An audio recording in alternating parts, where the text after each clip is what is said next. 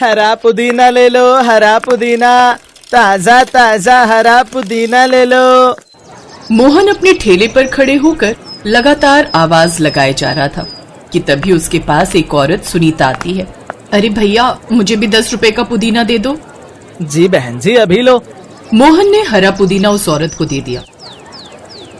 ये क्या भैया, 10 रुपए में इतना सा पुदीना? क्या करें बहन जी, महंगाई बहुत है। अब इतनी भी महंगाई नहीं है। ये क्यों नहीं कहते कि तुम मनमानी कीमत लेकर ग्राहकों को ठग रहे हो? नहीं नहीं, आप गलत समझ रही हैं बहन जी। बल्कि मुझे खुद ये हरा पुदीना बड़ा महंगा पड़ा है, क्योंकि इस पूरे गांव में केवल जमींदार ही है जो हरे पुदीने की सप्लाई करता है। नहीं नहीं, मुझे नहीं चाहिए तुम्हारा ये इतना सा पुदीना। इसे रखो अपने पास और मेरे 10 रुपए मुझे लौटा दो। ये कहकर वो औरत दूसरे आदमी की दुकान पर चली गई। भैया, जरा देना 10 का पुदीना। ये देखो, उस दुकानदार ने मुझे कितना सारा पुदीना दे दिया। अब तो मैं क्या, बल्कि कोई भी गांव का आदमी तुमसे हरा पुदीना नहीं खरीदेगा। तुमने तो लूट मचा रखी है। ये कहकर सुनीता वहां से चली गई। शाम को मोहन दुखी होकर घर लौटता है और सारी बात बताता है। मेरी समझ में नहीं आ रहा रमा कि दुकानदार इतने सस्ते में ढेर सारा पुदीना लोगों को कैसे दे देता है। इससे मेरी दुकानदारी पर बहुत असर पड़ रहा है। मैं तो आपसे कब से कह रही हूँ कि वो जमींदार आपको महंगा पुदीना बेचता है और उन दुकानदारों को सस्ता पुदीना बेचता है। जरा सोचिए, कुछ समय पहले हमारे गांव में कितने ठेले थे पुदीने के, लेकिन धीरे धीरे वो सब ठेले बंद हो गए।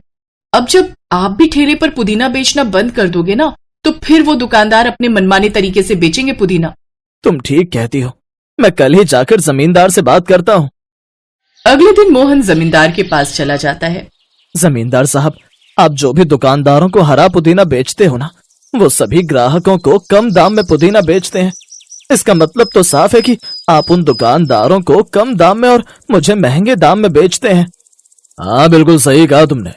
और मैं उन्हें कम दाम में इसीलिए बेचता हूँ क्योंकि वो मुझसे नकद में पुदीना खरीदते हैं और बड़े पैमाने पर इसका कारोबार करते हैं, और तू ठेला लगाकर उनकी दुकानदारी खराब करता है।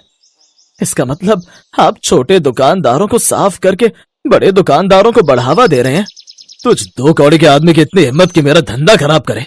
चल निकल यहाँ से, आज से तुझे पुदीना देना बंद। फिर जमींदार ने मोहन को धक्के मारकर अपनी हवेली से बाहर कर दिया। अब मोहन ने पुदीने का ठेला लगाना बंद कर दिया और अब वही हुआ जिसका डर था। दुकानदारों ने अपनी मनमानी शुरू कर दी। अब वो ग्राहकों को 10 रुपए में ना के बराबर पुदीना देने लगे। मोहन ये सब देखता है तो उसे बहुत बुरा लगता है। अब वो अपने लिए नए काम की तलाश करने लगा, लेकिन उसे कहीं काम नहीं मिल रहा था। फिर एक रोज गांव के रामदीन काका उनके घर आए। जमींदार ने तेरे साथ अच्छा नहीं किया।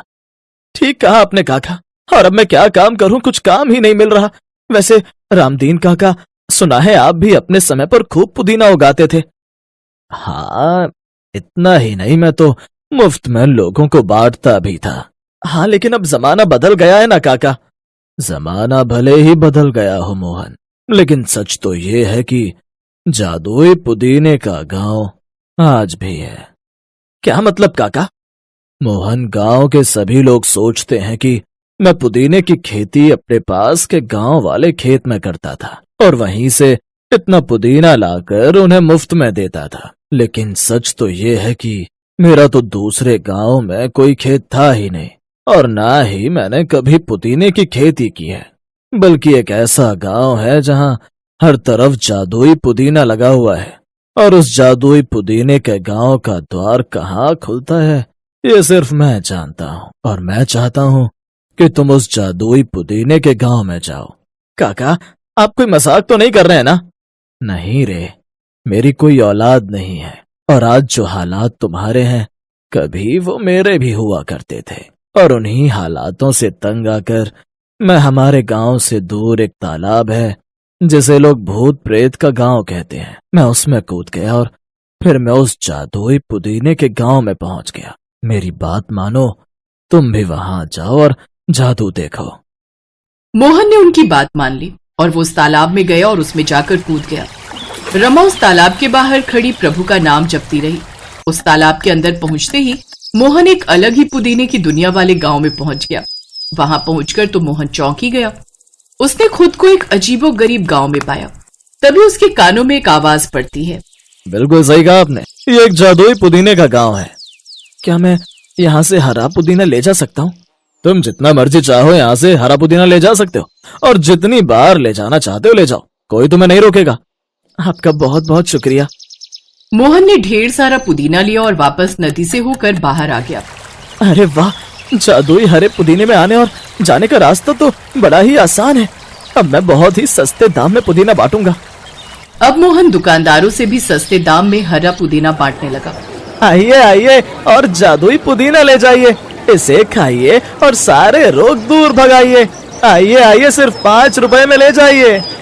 अब उससे ग्राहक वो पुदीना लेकर जाने लगे और उसके पुदीने से वो पूरी तरह ठीक भी होने लगे। अरे वाह मोहन भाई, आपका ये पुदीना तो सचमुच कमाल का है। इसे खाते ही मेरे पेट का दर्द दूर हो गया। दरअसल कुछ दिनों से मेरे पेट में बहुत दर्द रहता था।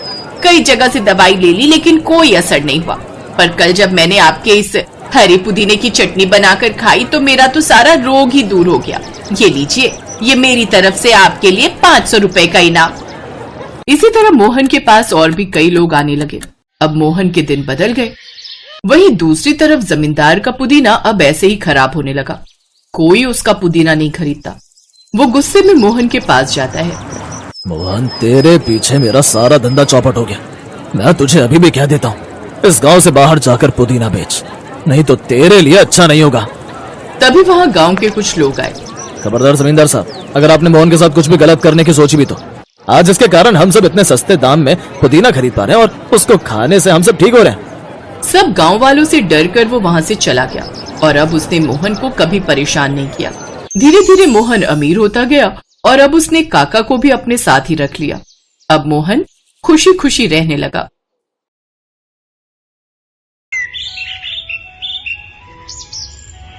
बेलापुर गांव में बलदेव अपनी पत्नी, बेटी और निधि के साथ रहा करता था। निधि पढ़ी लिखी लड़की थी जो कि अब जवान हो चुकी थी।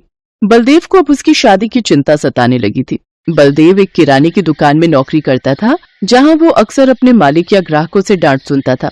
क्या कहा? 8 रुपए का हो गया एक अंडा? अरे इतना महंगा अंडा कैसे हो सकता है? मैं तो 5 रुपए दूंगी। अरे आजकल के जमाने में तो अंडा खाना ही महंगा हो गया। ये सारी कीमत मालिक ने तय की है। अगर कम दाम में बेचूंगा तो उनसे बेकार में डांट खाऊंगा।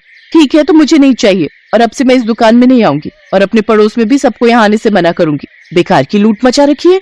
वो औरत गुस्से में पैर पटकते हुए वहाँ से चली जाती है। तभी दुकान का मालिक आ जाता है और वो सब कुछ देख लेता है और गुस्से में बलदेव से कहता है, तुम किसी काम के नहीं हो, एक ग्राहक भी नहीं संभाल पाए। चलो निकलो मेरी दुकान से और आज के बाद मुझे अपनी शक्ल मत दिखाना। दुखी होकर बलदेव घर आ रहा होता है कि तभी निधि हाथ में टिफिन लिए अपनी माँ के साथ उसकी दुकान की ओर ही आ रही थी। बाबा, मैं तो आपके लिए खाना लेकर ही आ रही थी। बलदेव दुखी मन से उसे सारा किस्सा सुनाता है। तीनों दुखी होकर जंगल के रास्ते घर आ रहे होते हैं कि तभी डाकू आकर उन्हें घेर लेते हैं। बंदी बना लो इन्हें और अपने साथ ले चलो। नहीं, छोड़ो हमें। छोड़ो, हमें छोड़ो। वो डाकू उन्हें अपने इलाके में ले जाते हैं। तुम बलदेव हो ना, जो उल्टा पैदा हुआ है और जिसने कभी कोई गलत काम नहीं किया? हाँ, लेकिन तुम हमसे चाहते क्या हो? देखो हम गरीब हैं, हमें छोड़ दो। ये जो सामने पत्थर रखा है, तुम्हें 10 बार इस पर छलांग लगानी है, उसके बाद मैं तुम सबको जाने दूंगा। डाकू के इतना कहते ही बलदेव उस बड़े से पत्थर पर उछलकर 10 बार छलांग लगाने लगा। छलांग पूरी होने के बाद वो पत्थर एक खूबसूरत नौजवान लड़के में बदल गया। सभी डाकू खुशी से जय भवानी चिल्लाने लगे। जय भवानी, जय भवानी, मेरा पपन वापस आ गया, मेरा बेटा मुझे मिल गया, तुम्हारा बहुत बहुत शुक्रिया। आखिर ये सब क्या है, कोई हमें बताएगा? चोरी और लालच के श्राप के कारण मेरा बेटा पत्थर का बन गया था और इसे उस श्राप से तभी मुक्ति मिल सकती थी जब कोई ईमानदार, सच्चा और उल्टा पैदा हुआ व्यक्ति उस पत्थर पर छलांग लगा देता। आज पूरे 3 साल बाद मेरा बेटा आजाद हुआ है। इनाम के तौर पर मैं तुम्हें कुछ भेंट देना चाहता हूँ, ये हैंड पंप। ये हैंड पंप? इसका हम क्या करेंगे? ये कोई मामूली हैंड पंप नहीं है, जादुई हैंड पंप है। लेकिन आखिर इसका इस्तेमाल कैसे करना है? तुम इस हैंड पंप से जितने चाहे अंडे मांग सकते हो, वो कभी खत्म नहीं होंगे। सच में आपका बहुत बहुत शुक्रिया। उस हैंड पंप को वो लोग घर ले आते हैं और निधि उस हैंड पंप से कहती है, हे जादुई हैंड पंप, हमें ढेर सारे अंडे दे। उसके इतना कहते ही जैसे ही बलदेव हैंड पंप चलाता है, उस हैंड पंप से ढेर सारे अंडे निकलते हैं। हैंड पंप के नीचे रखा बड़ा सा टब उन अंडों से भर जाता है। ये तो सचमुच चमत्कार हो गया। उन लोगों की बात सच निकली। अब से हमारी सारी परेशानियां खत्म हो गईं। अब मैं अंडों की दुकान खोलूंगा और खूब बिक्री करूंगा। साथ ही शहर तक भी अपने अंडों को बेचने के लिए भेजूंगा। हाँ। अब उनकी सारी परेशानियां खत्म हो गई और देखते ही देखते उनकी खूब कमाई होने लगी और वो उस गांव के सबसे अमीर लोग बन गए। बलदेव ने बड़े ही धूमधाम से अपनी बेटी निधि की शादी एक बड़े घर में कर दी। बलदेव ने आधी कीमत पर गांव वालों को अंडे बेचना शुरू कर दिए, जिससे उसके ग्राहक काफी बढ़ गए। साथ ही गांव वालों को भी कम दाम में अच्छे अंडों का स्वाद मिलने लगा। अब सभी गांव वाले बलदेव की खूब इज्जत किया करते थे। हेलो दोस्तों, कैसे हैं आप सब?